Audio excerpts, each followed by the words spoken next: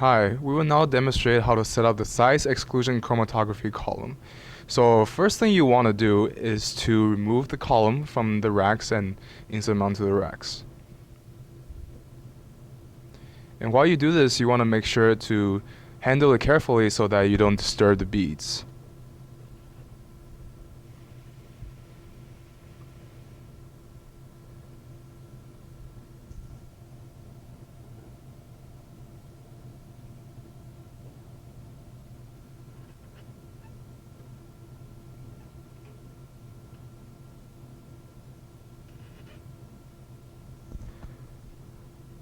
After the columns are properly set up on the racks, you want now to connect the tubings of the column. So on the bottom, you want to connect the outlet of the column to the fraction collector directly for the column on the right, or if it's on the column on the left, you have to connect it through the UV monitor, which is that little black box that you're seeing on the screen right now. So go ahead and just get the tubing and screw it in gently.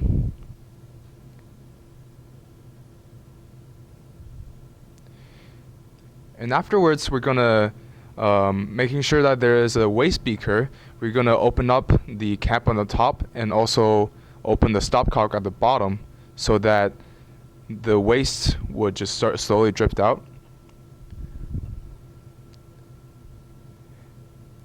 At the same time, you'll get a disposable pipetter to pipette out all the additional buffers that's on top of the beads.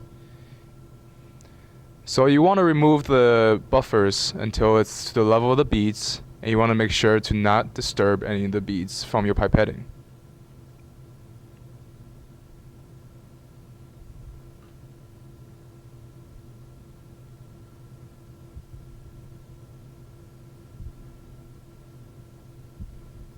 And then you will repeat this for both columns. So as you can see from the protocol, once the top of the beads appear dry, you can go ahead and stop the stopcock until you are ready to load the samples.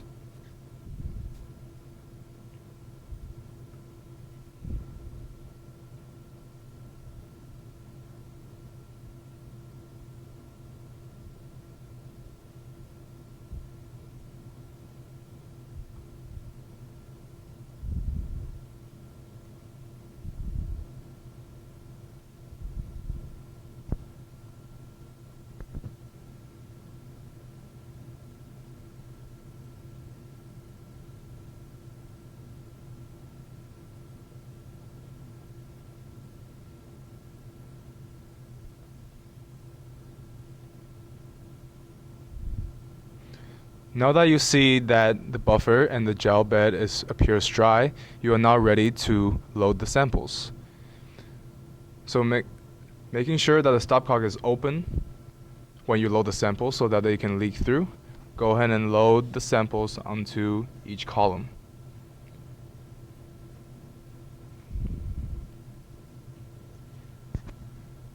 Make sure to do it with a disposable transfer pipette and slowly draw up a sample from your 1.5 milliliter cuvette tube. And make sure when you add it, you want to add it slowly using the method that Dr. Beeson talked about, where the head of the beaker is swirling slowly around the glass.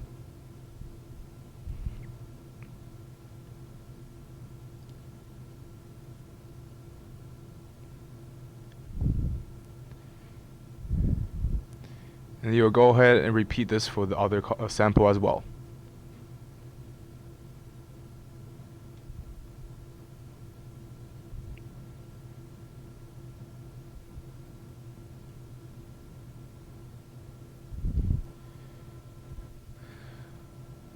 Now that the sample is loaded, you have to wait for it to seep into the beads.